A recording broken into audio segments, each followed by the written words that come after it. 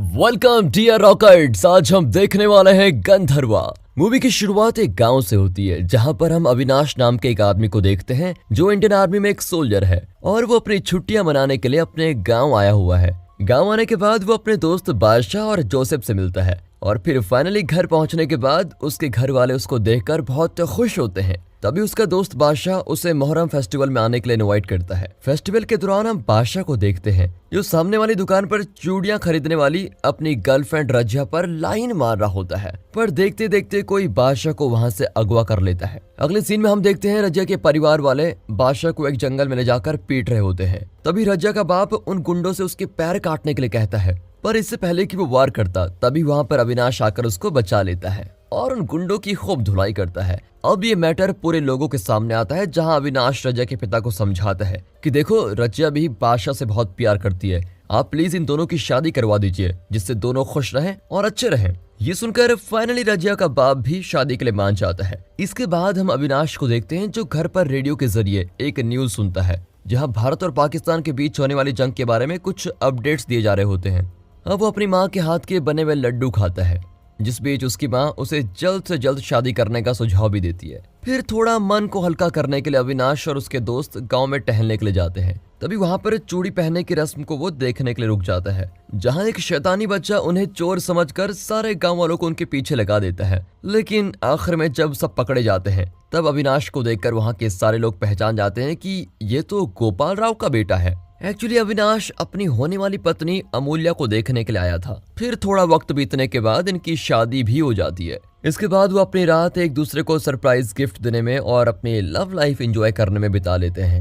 अब अगली सुबह अचानक पोस्टमैन अविनाश के घर पर आकर उसको ज्वाइनिंग लेटर देता है और कहता है कि भारत पाकिस्तान में जंग छिड़ चुकी है और वो तुम्हें ज्वाइनिंग के लिए बुला रहे हैं। जो सुनकर अविनाश की माँ बहुत ज्यादा नाराज हो जाती है और उसको जाने से मना करती है। बट अविनाश एक सच्चा देश का सिपाही है, इसीलिए वो अपने घर वालों का मान रखते हुए फाइनली अपने देश की सुरक्षा के लिए निकल पड़ता है। इसी बीच अपने पति को जाते हुए देख अमूल्या बहुत रोती है और जाते हुए उसको एक डायरी देती है जिसमें उसने अपनी यादों को संभाल के रखा होता है। फाइनली मेघालय बॉर्डर पहुंचने के बाद अविनाश अपने बटालियन को ज्वाइन करता है जहां उसके सीनियर उसको जिम्मेदारी के साथ पाकिस्तान के साथ होने वाली जंग के लिए स्पेशल ऑर्डर्स देते हैं। जिसके बाद वो अपनी बटालियन को लेकर पाकिस्तान के सारे सैनिकों को वहां पर एक एक करके साफ कर देता है। लेकिन लड़ाई के दरमियान अविनाश का पैर फिसल जाता है जिस वजह से एक बड़ी सी खाई में गिर जाता है और उसकी वहीं पर मौत हो जाती है। अब अविनाश के शहीद होने की खबर पूरे उसके घर वालों को, गांव वालों को, सभी को पता चल जाती है और सभी को तगड़ा झटका लगता है। फिर अविनाश के पार्थिव शरीर को लेके जाया जाता है जहां हिंदू मुस्लिम दोनों भाई लोग एकता के साथ उसका अंतिम संस्कार करते हैं।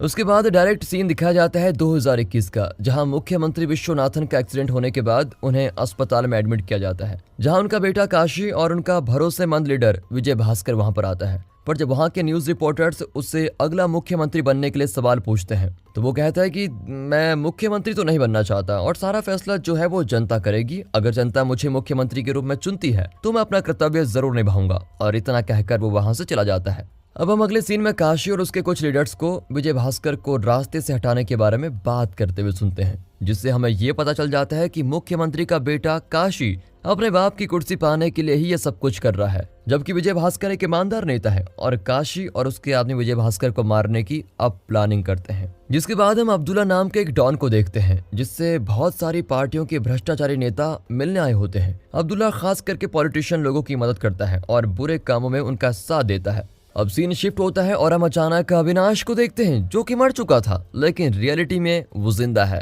और जब हमने देखा था कि वो पहाड़ की ऊंचाई से गिर गया था तो वो जंगल में भटकते भटकते एक रास्ते में आकर पहुंचता है। तभी वो कुछ सर्वाइवर से उसे कैंप तक छोड़ने की रिक्वेस्ट करता है।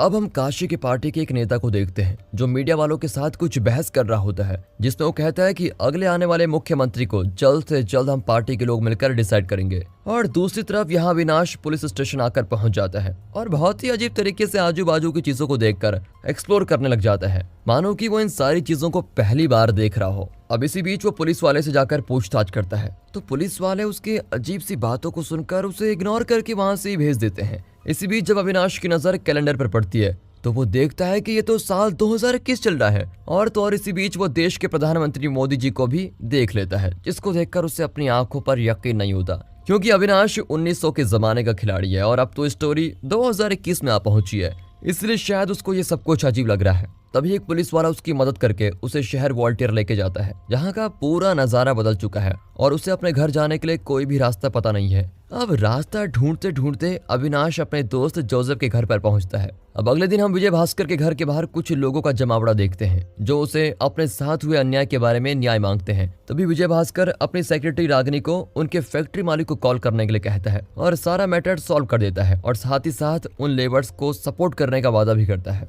अब यहाँ अविनाश फाइनली अपने दोस्त के बेटे के सहारे अपने दोस्त शिवैया के घर पहुंच जाता है, जो वक्त के सहारे बहुत बूढ़ा हो चुका है। अब जब अविनाश खुद को उसका दोस्त बताने की कोशिश करता है तो उसका दोस्त मानने से इनकार कर देता है। इसी बीच शिवैया कहता है कि अविनाश के तो माता पिता भी मर चुके हैं। ये सुनकर अविनाश टूट ही जाता है, लेकिन शिवैया को अभी भी उस पर विश्वास नहीं है। अब जैसे ही अविनाश खुद को प्रूफ करने की कोशिश करता है तो शिवैया उसे घर से बाहर निकाल देता है, ये सोचकर कि ये पता नहीं कौन है। अब उसी दिन अविनाश समुद्र किनारे अकेला बैठा होता है और एक बात से दुखी है कि उसे कोई पहचान नहीं पा रहा है। तभी रास्ते के किनारे किसी का कार एक्सीडेंट होता है, पर कोई उस बंदे को वहां पर मदद करने नहीं आता। तभी अविनाश वहां पर जाकर उस आदमी की मदद करता है, जिससे खुश होकर वो लड़का गोपाल उसे अपने घर लेके आता है। अब कहानी में आता है पहला ट्विस्ट, जब अविनाश अपनी खुद की तस्वीर को सामने वाली दीवार पर देखता है और यही नहीं, उसे वहां पर अमूल्य भी दिखाई देती है, जिसको देखकर उसे अपनी आंखों पर यकीन नहीं होता। फिर अविनाश के घाव पर अमूल्य मरहम पट्टी लगा देती है और उसको एहसास होता है कि ये मेरे पति के जैसा लग रहा है,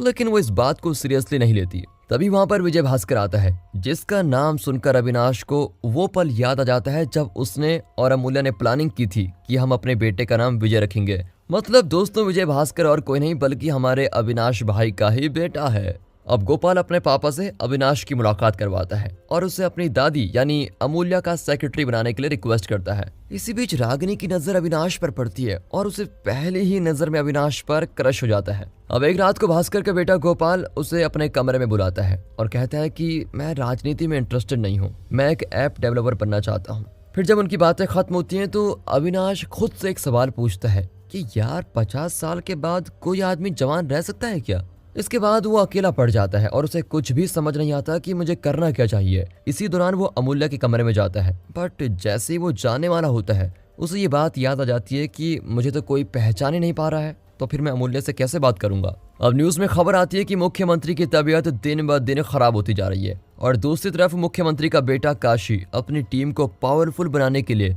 बाकी सदस्यों को भी पैसे देकर ऐड करवाने के लिए कहता है, ताकि वो इलेक्शन के वक्त विजय भास्कर को कड़ी टक्कर दे सके। अगले सीन में हम देखते हैं कि अब्दुल्ला के हाथों होम मिनिस्टर का एक एमएमएस लग जाता है, जिसे विजय भास्कर संभाल के रखने के लिए कहता है। इसी बीच एक आदमी वहां पर मौजूद होता है जो बड़ी ही अजीब तरीके से ये सब कुछ सुन रहा होता है। फिर हम देखते हैं कि विजय भास्कर के घर में अविनाश की पुण्यतिथि मनाई जा रही है, जिसका वो पिंडदान करके अपने पापा को फिर से श्रद्धांजलि प्रदान करता है। और ये सब देखकर तो अविनाश टूट ही जाता है कि ये मेरे साथ क्या हो रहा है। अब एक दिन रूम में छानबीन करते हुए अमूल्य अविनाश को देख लेती है, जिसके जवाब में अविनाश अमूल्य को उसकी पूरी जिंदगी की कहानी बताता है, जिसके जवाब में अमूल्य उसकी बातों पर यकीन नहीं करती। फिर अब अमूल्य को भरोसा दिलाने के लिए अविनाश अपनी जिंदगी की बीती हुई पूरी A to Z कहानी उसे बताता है कि किस तरह उसके साथ क्या क्या घटनाएं हुई। शुरुआत में तो अमूल्य उसकी बातों पर यकीन नहीं करती, लेकिन जब वो कुछ ऐसी बातें बताता है जो सिर्फ अमूल्य और अविनाश को ही पता थी, तो फिर अमूल्य को उस पर विश्वास हो जाता है।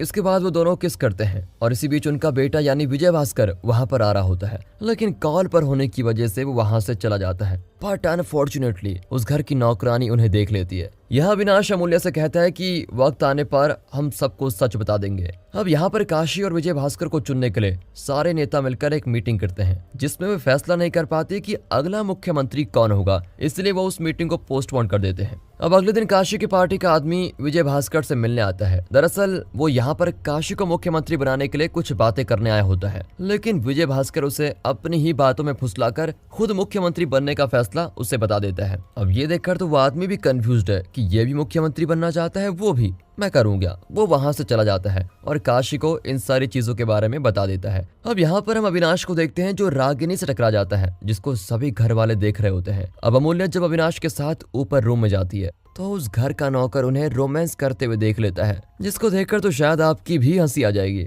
अगले दिन हम गोपाल को देखते हैं जो कंपनियों के कुछ क्लाइंट के साथ एक ऐप के बारे में डिस्कस कर रहा होता है, जो ऐप उसने अविनाश के कहने पर बनाया था। उस ऐप की खासियत ये होती है कि मुश्किल में इंसानों की वो मदद कर सकता है, जिससे हमारे देश में क्राइम्स और एक्सीडेंट्स कम हो सकते हैं। और यही नहीं, उस ऐप को गवर्नमेंट द्वारा मान्यता भी दी गई है, जिससे वो बहुत खुश होकर घर जाकर अविनाश को धन्यवाद करता है और उसे साथ में एक स्मार्टफोन गिफ्ट करता है। अब यहाँ पर एक और कॉमेडी का पंच लगता है। जब रागिनी को भी अविनाश और अमूल्या के अफेयर के बारे में पता चलता है तो उसका भी इंटरेस्ट अविनाश के ऊपर से खत्म हो जाता है। अब एक दिन विजय भास्कर को पता चलता है कि उस मिनिस्टर का एमएमएस उसके फाइल लॉकर से गायब है, लेकिन जब वो इसका जवाब अपनी सेक्रेटरी से पूछता है तो रागिनी इस बात को टालने की कोशिश करती है, जिस वजह से उसे उस पर शक हो जाता है और वो उसको जान से मारने की कोशिश करता है कि तभी अविनाश वहां आकर उसको रोक लेता है, जिसके बदले में विजय भास्कर उसे थप्पड़ लगा देता है। ये सब अमूल्या भी देख रही होती है, जिसके जवाब में अमूल्या भी विजय भास्कर को एक थप्पड़ लगा देती है। फिर वो अविनाश की सारी सच्चाई घर वालों को साफ साफ बता देती है, लेकिन उसकी बातों पर कोई यकीन नहीं करता। उल्टा सभी लोग अविनाश को ही दोषी मानकर घर से बाहर निकाल देते हैं। इसी बीच खबर पता चलती है कि अविनाश को किडनैप कर लिया गया है। फिर अगले दिन अमूल्या अविनाश की किडनैपिंग की रिपोर्ट लिखवाने पुलिस स्टेशन पहुंच जाती है, जहां डिटेल्स पूछते वक्त खुद पुलिस ऑफिसर कंफ्यूज हो जाता है कि आखिर ये सब कैसे पॉसिबल है। 1900 2021 की क्या स्टोरी बता रही हो तुम? मतलब देखा जाए तो यहाँ पर बेटा बाप की उम्र से बड़ा है। अब अब्दुल्ला अविनाश को किडनैप करके अपने अड्डे पर लेके आता है और अपने गुंडों से उसे जान से मार देने के लिए कहता है, लेकिन अफसोस उसका कोई प्लान सक्सेसफुल नहीं होता। उल्टा अविनाश को देखिए वो कैसे गुंडों की धुलाई कर रहा है। फिर वो लास्ट में अब्दुल्ला की जान बख्शकर वहां से चला जाता है। इसी बीच पूरे सोशल मीडिया के जरिए अमूल्या की और अविनाश की अफेयर की स्टोरी पूरे स्टेट में वायरल हो जाती है, जिससे लोग उन्हें काफी बुरी नजर से देखने लग जाते हैं। अब पुलिस स्टेशन में रिपोर्ट दर्ज कराने के बाद जब वो मीडिया से मिलते हैं तो अमूल्या कहती है कि अविनाश ही मेरा पति है, बट लोग मुझ पर विश्वास नहीं कर रहे हैं और इस विश्वास को हकीकत में बदलने के लिए अविनाश का और विजय भास्कर का डीएनए टेस्ट करवाने के लिए मैं बिल्कुल रेडी हूँ। वहां से जाने के बाद उसकी मुलाकात शिवैया से होती है, जो अब मान चुका है कि अविनाश जो भी कह रहा है वो सब कुछ सच है।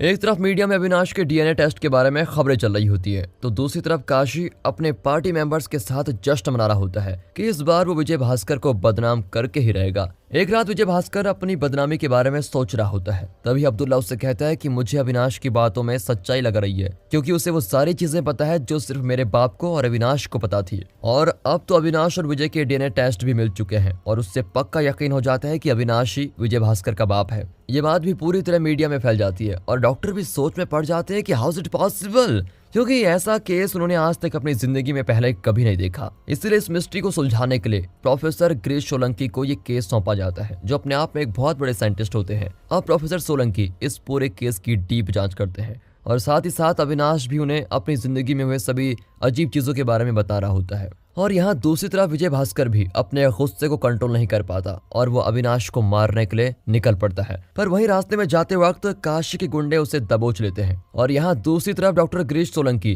तमाम रिपोर्ट्स के साथ एक लाइव मीटिंग अरेंज करता है, जिसमें वो तमाम न्यूज रिपोर्टर्स और जर्नलिस्ट के सामने ये प्रूफ कर देता है कि अविनाश ही विजय का पिता है। जिसमें वो बताते हैं कि 1900 के वक्त एक उल्का पिंड धरती से टकराया था, जिसके टकराव के बाद एक ऑक्सीजन चेंबर बन गया और युद्ध के दरमियान अविनाश उसी चैम्बर में गिर गया था और फिर 50 सालों तक वो उसी चैम्बर में अटका रहा, एक कोमा का सोर्स बनकर। अब ये बात सुनने में बड़ी अजीब लगती है। तभी एक जर्नलिस्ट उससे पूछती है कि आखिर तक ये उस चैम्बर में बिना खाए पिए जिंदा कैसे रहा। तब प्रोफेसर सोलंकी इसके पीछे का साइंटिफिक रीजन बताते हैं, जिसमें बताते हैं कि ऑक्सीजन सर्कल चेंबर में टेलोमोरेस नाम का एक इंग्रेडिएंट मौजूद था, जिस वजह से अविनाश 50 सालों तक उसमें जिंदा और जवान रहा। और ऐसे तमाम सबूत वो वहां पर पेश करता है, जिस वजह से लोगों को यकीन हो जाता है कि ये अविनाश ही है जो 50 साल पहले खो गया था। और साथ ही वो ये भी बताते हैं कि जो पार्थिव शरीर को इन्होंने अविनाश का शरीर समझकर जलाया था वो इनका नहीं बल्कि किसी और सैनिक का था। अब इस तरफ काशी के गुंडे विजय को उसके अड्डे पर लेके आते हैं, जहां वो उसको जान से मारने का ऑर्डर देता है।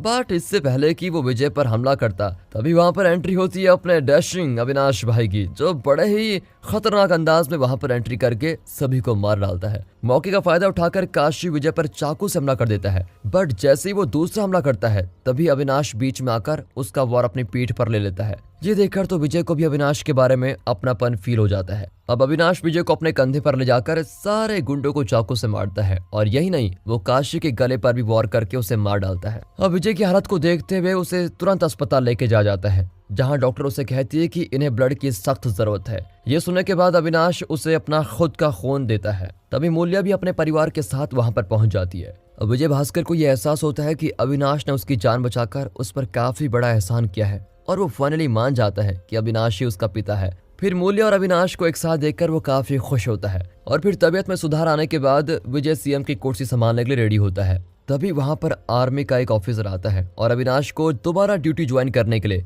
ज्वाइनिंग लेटर देता है, जहां अविनाश को ऑपरेशन मास्क के लिए चुना गया है और अविनाश भी उसे बिना कुछ कहे एक्सेप्ट कर लेता है। और इस तरह की हैप्पी एंडिंग के साथ दोस्तों ये मूवी यहाँ पर खत्म होती है। दोस्तों हम देखते आए हैं कि जब भी टॉलीवुड साउथ की मूवीज बनती हैं तो यहाँ पर जो भी एक्टर एक्टिंग करता है बड़ी सटल अंदाज में एक्टिंग करता है। आपको क्या लगता है बॉलीवुड में ऐसा कौन होगा जो अविनाश के रोल के लिए बिल्कुल परफेक्ट बैठता है? कमेंट करके जरूर बताइएगा। बाकी आपको एक्सप्लेनेशन अच्छा लगा हो, मूवी अच्छी लगी हो, वीडियो अच्छी लगी हो तो लाइक कीजिए ना। बाकी मिलते हैं अगली वीडियो में, तब तक के लिए गुड बाय, अपना ख्याल रखिए and finally thanks for watching.